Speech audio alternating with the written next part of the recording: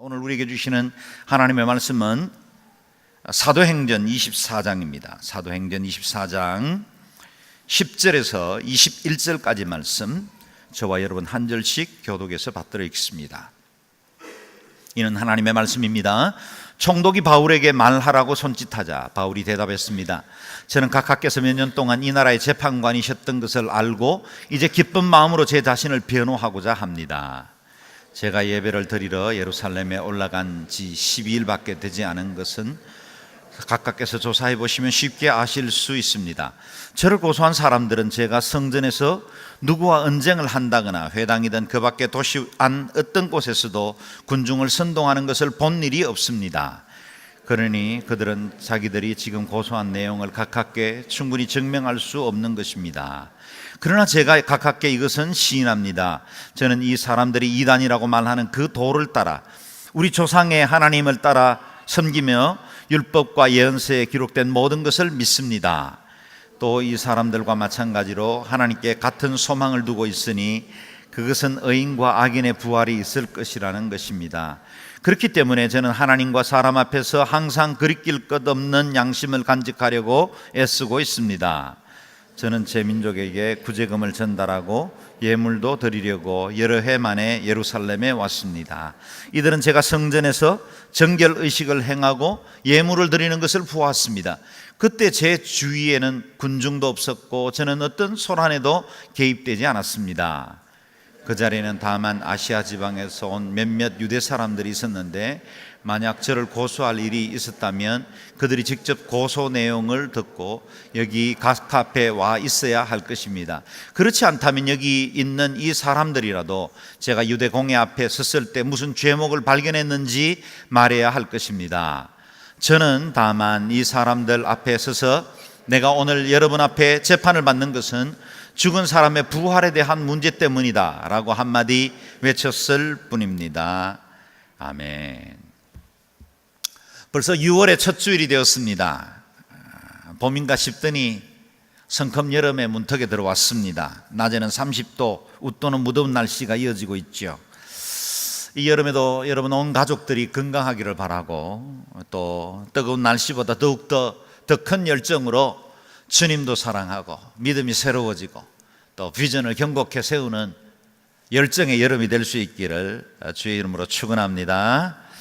오늘 우리는 사도 바울이 총독 앞에서 재판을 받는 사건을 중심으로 말씀을 묵상하려고 합니다. 24장에는 오늘날의 재판과 크게 다르지 않는 법정의 모습을 엿볼 수 있습니다. 이제 법정안을 함께 둘러보실 수 있기를 바랍니다. 먼저 원고측입니다. 이 사건을 고소한 사람은 누굽니까? 1절 말씀을 다시 읽어보겠습니다. 시작. 5일이 지나자 대제사장 아나니아가 몇몇 장로들과 더둘로라는 변호사를 데리고 가이사랴에 내려왔습니다. 그들은 총독 앞에서 바울을 고소했습니다. 먼저 5일, 닷새가 지난 후라고 하였는데 그전에 무슨 일이 있었습니까? 예루살렘에 있었던 그 소요로 인해서 사도 바울이 그만 죽을 만한 위기에 처하게 되자 당시에 예루살렘 지역을 통치하던 로마의 천부장이 그를 그 위험 가운데서 건져내어서 가이사랴로 이송시키게 되었고, 그리고 그 가이사랴로 이동하는 동안 걸린 시간이 약 한 5일 정도 되었던 것 같습니다.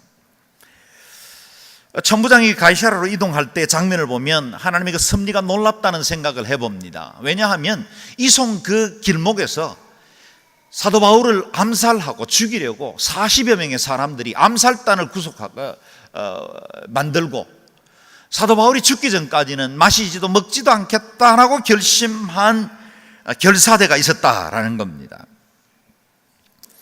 그 음모를 듣고 천부장은 보병 200명 그리고 마병 70명, 창을 쓰는 병사 200명, 그야말로 470명의 어마어마한 군대를 동원을 해서 사도 바울을 호위해서 가이사랴로 이송시켰다는 겁니다.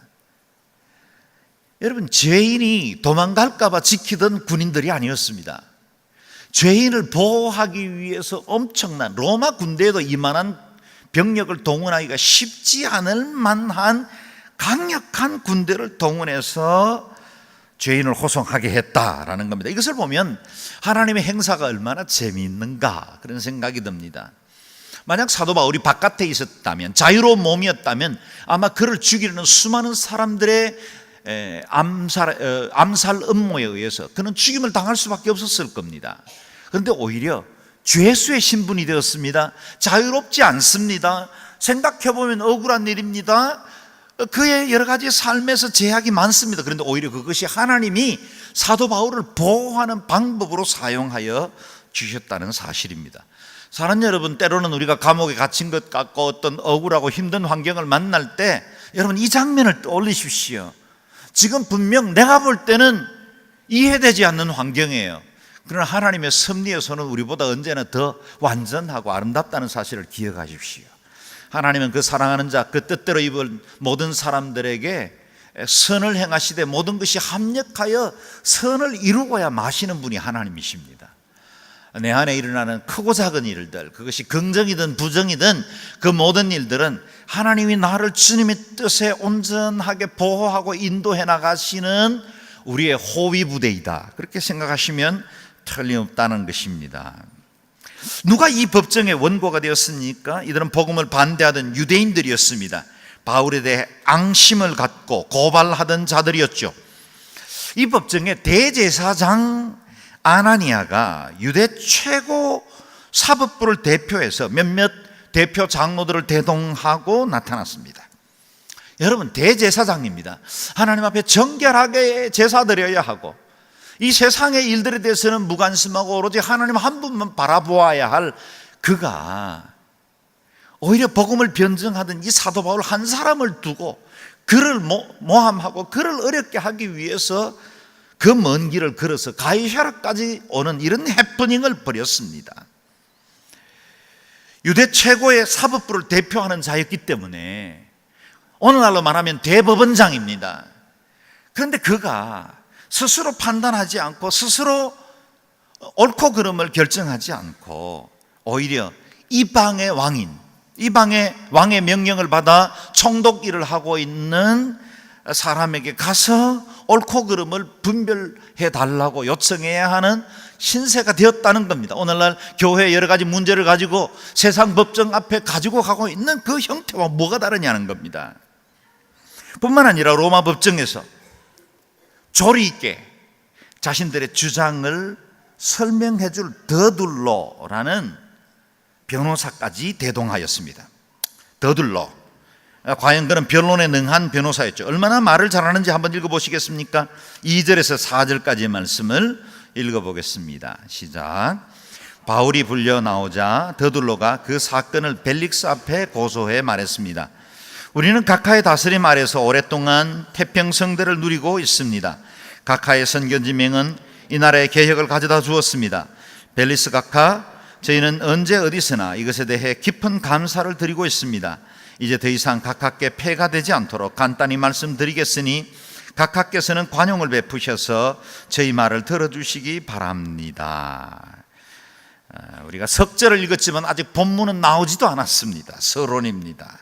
장황한 수식어, 그리고 판결을 내릴 권력을 가지고 있는 이 벨릭스라는 총독 앞에 드린 이 아첨의 말들, 물론 일반적으로 법정에서는 예의를 갖추어야 합니다. 그래서 그 법정에서 판결을 내릴 그 재판관에게 예를 다하는 것은 오늘날 우리들에게도 마땅한 전통이죠. 그래서 존경하는 재판장님, 이런 형태의 우리가 수식어를 반드시 붙이고야 변론을 시작하는 것들도 우리는 많이 봤죠. 그런데 이 더둘로의 찬사는 당시 유대 지방에 개가 들어도 웃을 만한 이야기였습니다. 유대인들이 정복국의 이방인 총독 벨릭스의 통치와 선견지명에 대해서 감사하고 있다라는 말은 유대인들에게는 말도 통하지 않는 이야기입니다. 웃을 만한 일이죠. 자신의 목적을 이루기 위한 아첨에 불과했습니다. 벨릭스는 권모술승에 능한 사람이었다고 합니다. 이 기록에 의하면 벨릭스는 원래 노예였지만 돈으로 자유인이 된 사람이고, 벨릭스 총독에게는 3명의 부인이 있었는데 황제의 총애를 받아서 그의 첫째 부인이 유명한 로마의 안토니와 이집트의 클레오파트라에 의해서 태어난 손녀였습니다. 셋째 부인이 헤롯 아그리파 1세의 왕 드루실러였다라는 겁니다. 유대 역사가들은 벨릭스를 최악의 총독 중에 하나로 꼽고 있습니다. 특히 유대 역사가 타키투스는 벨릭스는 노예 근성으로 왕권을 휘두른 자라고 악평을 했습니다. 여러분, 거기 더둘로라는 한 변호인이 올린 찬사와 역사가의 평가는 얼마나 다릅니까? 유대인들의 생각은 전혀 달랐다는 겁니다. 유대인들은 그가 죽었을 때 일제히 기뻐하고 즐거워했다라고 하니 더둘로의 이 찬사가 얼마나 허황되고 거짓된 것인지를 짐작할 수 있지요. 더둘로의 언변은 대단했지만 그의 말에는 진실성이 없었습니다. 5절에서 9절 말씀을 같이 읽어보겠습니다. 시작. 저희가 알아보니 이 사람은 전염병 같은 사람으로 온 세상에 퍼져 있는 유대 사람들 가운데 폭동을 일으키는 사람입니다. 그는 나사렛 이단의 우두머리며 심지어 성전까지 더럽히려고 했습니다. 그래서 저희가 붙잡은 것입니다. 각하께서 직접 조사해 보시면 저희가 고소하는 이 모든 내용이 사실임을 아시게 될 것입니다. 다른 유대 사람들도 이것이 사실임을 주장하며 이 고소를 지지했습니다. 더둘로가 고소한 바울의 세 가지 죄목은 이와 같습니다. 먼저는 전제하기를 세상을 병들게 하는 전염병 같은 자이다, 그렇게 전제하고 나서 세 가지 죄목을 지적했는데, 첫 번째는 유대인들을 선동해서 폭동을 일으키는 자이고, 두 번째는 이단의 우두머리이고, 셋째는 성전을 더럽히는 자이다라는 겁니다. 실제로 이 세 가지 죄목은 사도 바울에게는 사실 무근이거니와 또 로마 총독이 판단해서 사도 바울에게 어떤 형량을 선고할 만한 죄가 되지를 못했습니다. 실제로 사도 바울은 사람들을 동원하거나 소요를 일으키거나 반역을 한 적이 전혀 없습니다. 그러나 더둘로는 잘 알았죠. 로마 총독이 가장 싫어하는 말, 사람을 선동해서 소요를 일으킨다는 말이죠. 이미 벨릭스는 이전에 이집트 지역에서 그리고 유다 땅에서 몇몇의 반란군들을 제압했던 경험이 있습니다. 그런 반란을 주모했던 사람들의 모양이나 그들의 행동이 어떤지를 이미 잘 알고 있습니다. 그런데 사도 바울은 전혀 그와 같은 사람이 아니라는 걸 잘 알고 있었지요. 만약 말은 유창한데 진리와는 너무나 거리가 멉니다. 전혀 근거도 없는 언변으로 마녀 사냥에 나선 것입니다. 간혹씩 교회에 일어난 분쟁이나 소송의 배경을 살펴보면 그 사건을 주도하고 있는 사람들이 진실과는 상관없이 앙심을 품고 있는 경우들을 종종 봅니다. 실제 문제 삼은 표면적인 이유보다 어떤 연유에 의해서든지 관계 문제나 아니면 교회에서 당한 억울한 일들 때문이든지 마음이 상한 것이 불씨가 되어 그 앙심이 사건을 확대해 나가는 것을 보는 것입니다. 그런 경우는 옳고 그름이 별로 중요하지 않습니다. 이것이 진리인가 비진리인가도 실제로는 관심도 없습니다.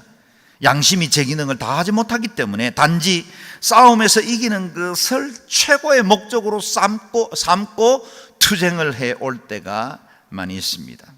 상한 감정이 더 크게 영향을 미치기 때문이죠. 그런데 이런 일들은 멀리 있는 어떤 교회 이야기거나 교단 분열의 과거의 역사 중에만 있었던 이야기는 아닙니다. 내게도 일어날 수 있고 우리도 이런 일에 휘말릴 수 있습니다. 그래서 평생에 이런 소송이나 사건에 휘말리지 않고 신앙생활을 하는 건 얼마나 큰 축복인지 몰라요.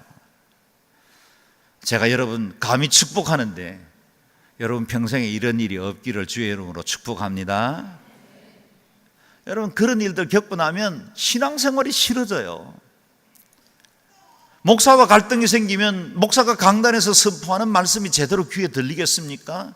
나하고 관계가 불편한 목사의 설교를 듣고 은혜 받은 사람 본 적 있습니까? 혹시 우리 안에 서로 분열이나 다툼이 있는데 그 예배를 은혜와 감동으로 예배에 집중해서 드려본 적이 있습니까? 불가능합니다. 그래서 우리가 이런 소송이나 사건 또는 앙심이나 감정적 앙금으로 남아있는 어떤 관계 안에 휘말리지 않는 건 내 믿음 생활에 너무나 큰 축복이라는 거예요.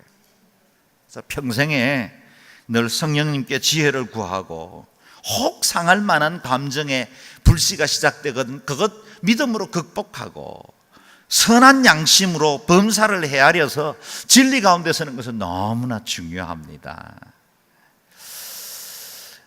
이와 같은 더둘로의 고발에 대해서 바울은 어떻게 변호하고 있습니까? 10절 말씀을 오늘 본문이죠. 같이 읽어보겠습니다. 시작. 총독이 바울에게 말하라고 손짓하자 바울이 대답했습니다.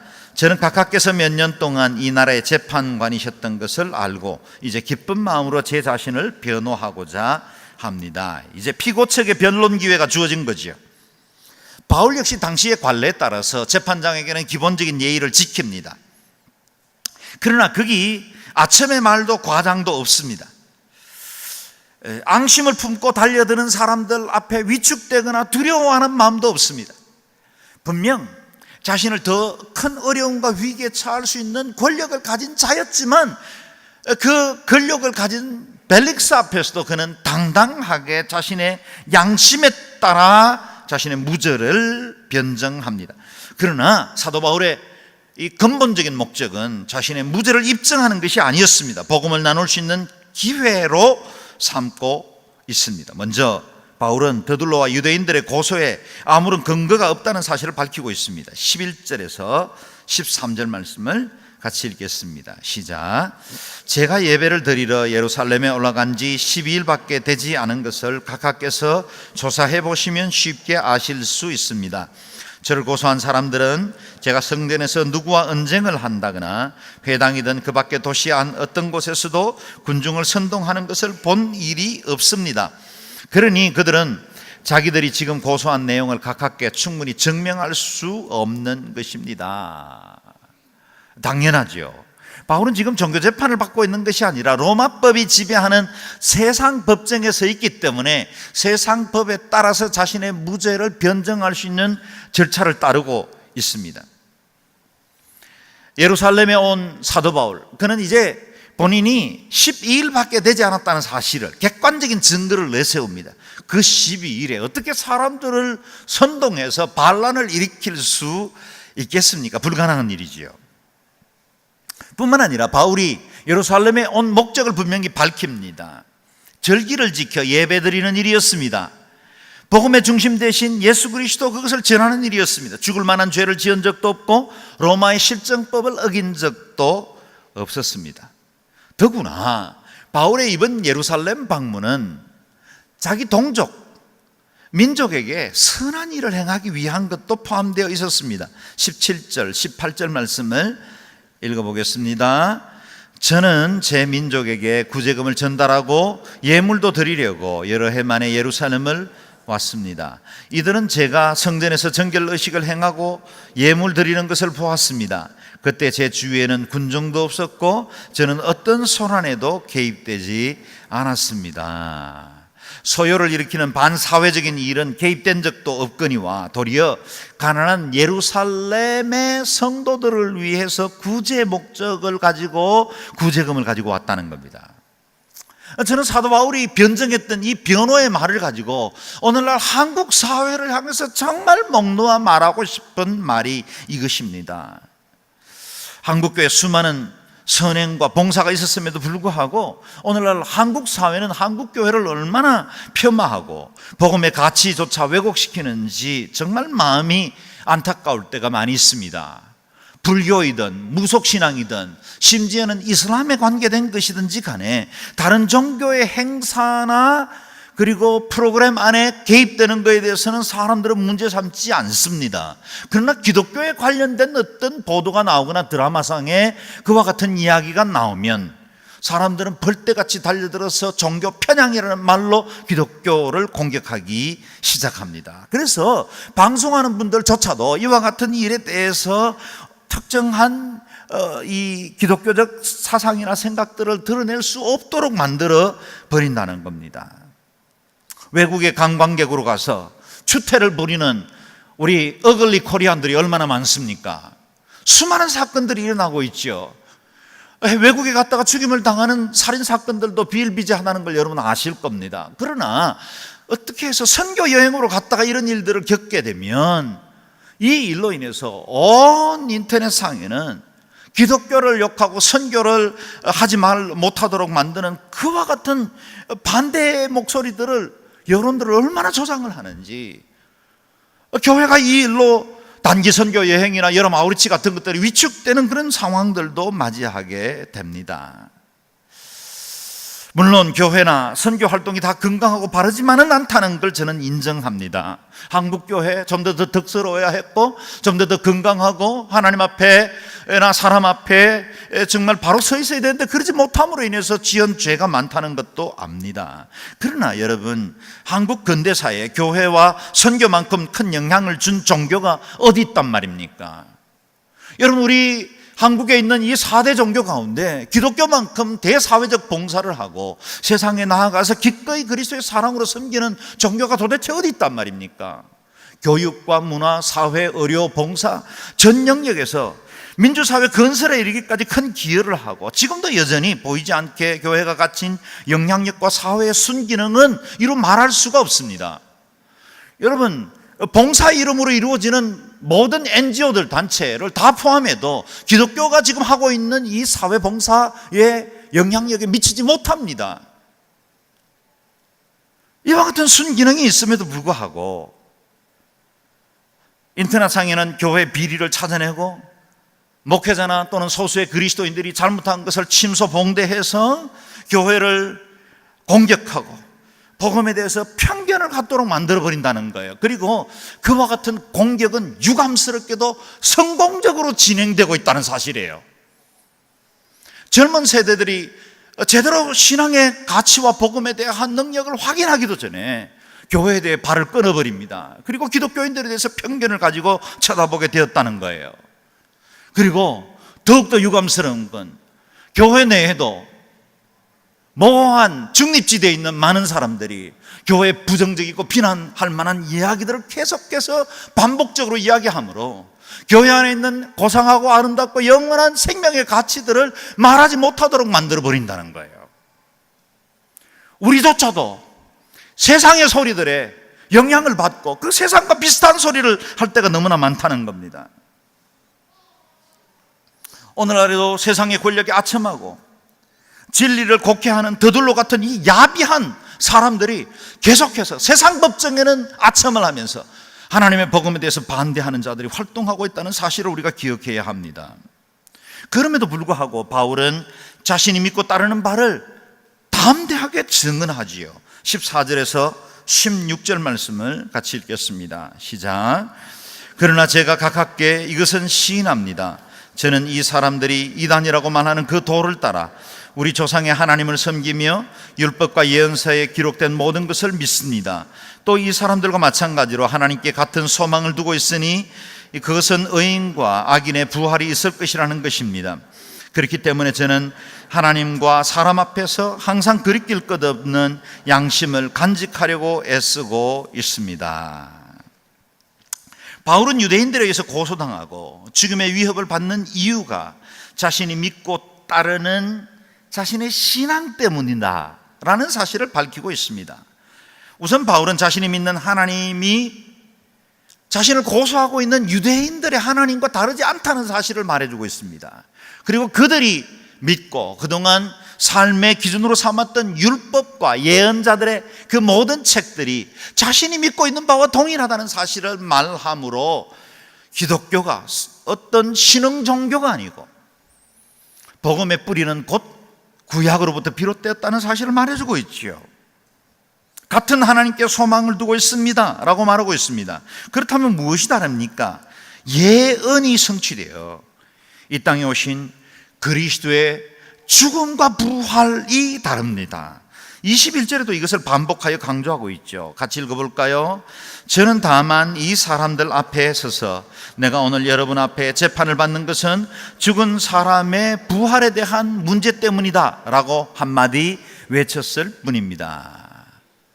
이것이 유대인들이 따르고 있는 옛 종교와 기독교의 차이죠. 예수 그리스도가 있느냐 없느냐 하는 것입니다. 이전에 수많은 예언자들과 랍비들이 따르고 있는 것이 유대의 종교라면, 우리의 기독교는 부활하셔서 지금도 사시고 영원토록 우리를 다스리시는 예수 그리스도, 그분을 믿고 따르는 데 있다는 것입니다. 그래서 그리스도가 빠지면 우리는 세상의 다른 종교와 다르지 않습니다. 유대인들이 불쌍한 이유가 무엇일까요? 그들은 율법과 언약을 소유한 사람들이었지만 정작 그 언약이 성취되었을 때 그들은 언약의 완성으로 오신 예수 그리스도 그 메시아를 믿음으로 받아들이지 못했다는 사실입니다. 자기 땅에 오셨으나 영접하지 않았습니다. 우리가 믿는 예수 그리스도의 복음은 유대인들이 알고 있는 구약 성경의 예언 그대로 말씀의 성취로 오셨다는 것입니다. 고린도전서 15장 3절에서 6절 말씀을 같이 읽어보겠습니다. 내가 전에 받은 가장 중요한 것은 여러분에게 전했습니다. 그것은 그리스도께서 성경의 말씀대로 우리 죄를 위해 죽으시고 장사 지내셨다가 성경의 말씀대로 3일째 되던 날 다시 살리심을 받아 게바에게 나타나시고 그 다음으로 12제자에게 그 후 500명이 넘는 형제들에게 동시에 나타나셨으니 그 가운데 대부분이 지금도 살아있고 어떤 사람은 잠들었습니다. 아멘. 우리가 믿는 예수님은 성경에 예언된 대로 태어나셨습니다. 성경에 예언된 말씀대로 죽으셨습니다. 성경의 말씀대로 부활하셨습니다. 성경대로 성천하셨고 성경의 예언대로 하늘 보좌에 앉으셨고 성경대로 다시 이 땅에 재림하실 것입니다. 그 때문에 성경에 예언하신 대로 모든 인류가 구원받게 되었고 저와 여러분은 성경의 예언대로 구원받게 되었습니다. 성경대로 죄 용서받고 성경 말씀처럼 의롭다고 칭함을 받게 되었고 성경이 기록된 대로 영생을 얻었고 성경의 말씀된 대로 하나님의 자녀가 되었고 성경의 말씀대로 하나님을 아바 아버지라 부르게 되었습니다. 우리는 말씀 따라 살 것이고 말씀이 우리를 보호하고 성경에 약속하신 대로 영원한 천국에서 상급을 누리게 될 것입니다. 성경대로입니다. 구약 성경의 모든 예언된 것이 신약 성경에 성취된 것이에요. 그것이 보이지 않는 유대인들의 그 가리워진 눈이 안타까울 뿐이지요. 그 때문에 사도 바울은 담대하게 선언할 수 있었습니다. 그렇기 때문에 저는 하나님과 사람 앞에서 항상 그리낄 것이 없는 양심을 간직하려고 애쓰고 있습니다. 하나님 앞과 사람 앞에 그릴 것 없는 양심, 우리가 붙들어야 할 것들이죠. 하나님 앞에나 사람 앞에나 자랑할 만한 내 안에 있는 양심, 만약에 우리가 이렇게 말할 수만 있다면 우리의 삶은 얼마나 담대할까요? 죄인은 백주에도 두려워 떨지만 의인은 사자와 같이 담대하다고 말씀하고 있어요. 여러분, 우리 안에 있는 예수 그리스도의 말씀이 우리를 의롭다 인정하지 않습니까?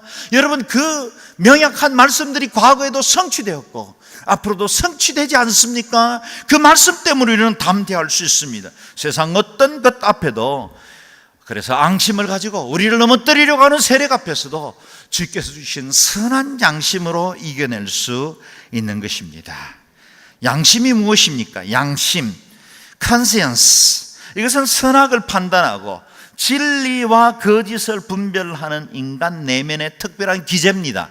어디에 존재하는지는 모릅니다. 양심이 머리에 있을까요? 가슴인가요? 마음입니까? 어딘지는 몰라요. 그러나 인간이 존재하는 동안에는 우리 안에 양심이라는 기제가 함께 소유되어 있고 작동한다는 겁니다. 그런데 가끔씩은 이 양심이 마비가 되어서 화인 맞은 양심이 되어서 하나님의 말씀에 대해서도 귀를 기울이지 않고 도리어 의로운 일을 거짓으로 넘어뜨리려고 하는, 세상의 앙심을 가지고 하나님의 그 양심을 넘어뜨리려고 하는 자들은 얼마든지 있다는 것입니다. 언어적으로 양심, 슈네이데시스는 어떤 일을 누구와 함께 안다, 그런 뜻입니다. 그 말 슈노이다에서 발전했습니다.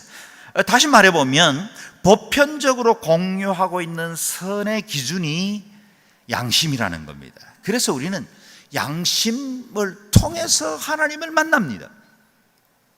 양심이 자극받을 때 우리 말씀과 우리의 삶이 새로워져서 우리가 더욱더 주님의 말씀대로 살기를 결단하게 되는 거예요. 그래서 믿음의 사람들은 언제나 양심과 더불어 온전한 믿음을 가져야 합니다. 그 양심은 우리 안에 있지만 또 그 양심은 동시에 객관적으로 우리를 판단하는 재판관의 역할을 합니다. 그래서 양심에 그리끼고 양심 때문에 절제하고 양심상 하지 않을 수 없는 일이 생기는 거예요. 그래서 우리 안에 이 선한 양심이 불일 듯 일어날 수 있기를 바랍니다. 사도 바울은 자신의 제자 디모데에게 깨끗한 양심을 따라 살라고 권면합니다. 디모데 전서 1장 19절 말씀을 같이 읽어볼까요? 시작. 믿음과 선한 양심을 가지라. 어떤 사람들은 선한 양심을 버렸고 그 믿음에 관해서는 파선했다. 어떤 사람은 선한 양심을 버리고 믿음도 파선해 버렸다는 거예요. 3장 9절 말씀도 한번 읽어보시겠습니까? 깨끗한 양심에 믿음의 비밀을 간직한 사람이라야 한다. 집사의 자격을 말하면서 주신 조건입니다. 그래서 양심과 믿음은 항상 믿음의 사람들에게는 이게 병행되어야 합니다. 양심이 믿음을 바로 세워줍니다. 바로 세워져요. 믿음이 없는데 양심 없는 사람들도 간혹 있습니다. 정말 안타까운 일이죠. 양심이 믿음을 바로 세워줍니다. 세상 앞에 우리의 믿음이 옳다는 것을 증거해 주는 것은 양심이라는 도구예요. 그래서 우리에게 양심을 꼭 가져야 합니다.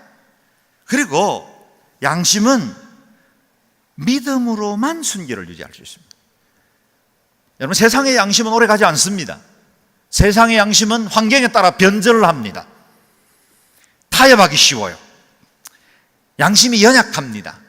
그래서 양심이 믿음과 있을 때는 강력하게 내 인생과 삶을 붙들어주고 어떤 위협이나 두려움 앞에서도 흔들리지 않도록 진리를 수호하게 하지만, 만약 믿음이라는 이 뼈대가 사라져버리면 양심은 허늘허늘해져 버려요.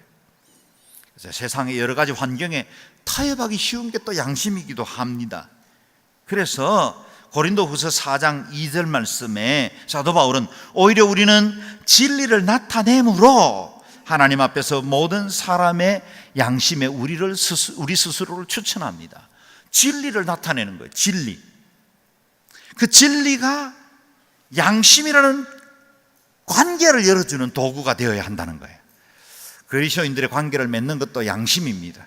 우리는 그리스도 안에서 양심을 바로 세워야 하고 성령님의 보증을 받는 양심을 가져야 합니다. 다시 말해, 한번 이 말은 같이 읽어볼까요? 시작. 그리스도인의 신앙 양심은 자기를 위해서가 아니라 공동체를 위해 존재하고 그리스도 안에서 진리를 지키고 서로 사랑하며 모든 사람과 함께 아름다운 관계를 갖게 해야 한다. 양심에 대한 정리입니다. 그래서 믿음의 신비라는 것은 순수한 양심 안에서만 최고의 빛을 발합니다. 사도 바울은 자신을 변호하는 그 정의는 다름 아닌 선한 양심이라고 양심을 변호인으로 내세운 것입니다. 우리 안에도 그와 같은 양심이 건강하게 살아 판단하는 그런 능력이 있기를 바랍니다. 오늘 본문에는 양심을 가진 자와 앙심을 가진 자 사이에서 바른 판단을 해야 할 벨릭스 총독이 유감스럽게도 양심이 아닌 앙심을 선택하고야 마는 걸 보게 됩니다. 양심이 제 기능을 제대로 하지 못한 거죠. 22절 말씀을 같이 읽겠습니다. 시작. 그러자 그 도에 대해 익히 잘 알고 있었던 벨릭스는 루시아 천부장이 오면 그때 판결하겠다라고 말한 뒤 재판을 연기했습니다. 재판을 연기했습니다. 분명히 본인의 양심은 알았습니다. 누가 진실을 말하고 있는지 알고 있었어요. 그럼에도 불구하고 재판을 유보합니다. 판단을 유보하죠. 그 이유 중에 하나를 26절에는 그는 혹시 바울이 자기에게 뇌물을 바치지 않을까 하는 바람에서 수시로 바울을 불러 이야기를 나누었다 그래요. 양심이 재물에 대한 유혹 때문에 판단하지 않고 계속해서 타협하고 있는 겁니다. 그는 재판만 연기한 게 아니었습니다. 그가 바울이 전한 복음에 대해서 양심이 찔렸고 복음을 받고 회개할 수 있는 좋은 기회가 있었음에도 불구하고 그것을 거절하고야 맙니다. 24절에서 25절 말씀 같이 읽겠습니다. 시작. 며칠 뒤 벨릭스는 유대 사람인 아내 드루실라와 함께 나타났습니다. 그는 바울을 불러들여 그리스도 예수를 믿는 믿음에 관해 바울이 설명하는 것을 들었습니다. 바울이 정의와 자기 절제와 다가올 심판에 대해 설명하자 벨릭스는 두려워하며 말했습니다. 이제 됐다. 가도 좋다. 내가 편한 시간에 다시 부르겠다. 벨릭스는 율법을 잘 알고 있는 유대인 아내가 있었어요. 드루실라.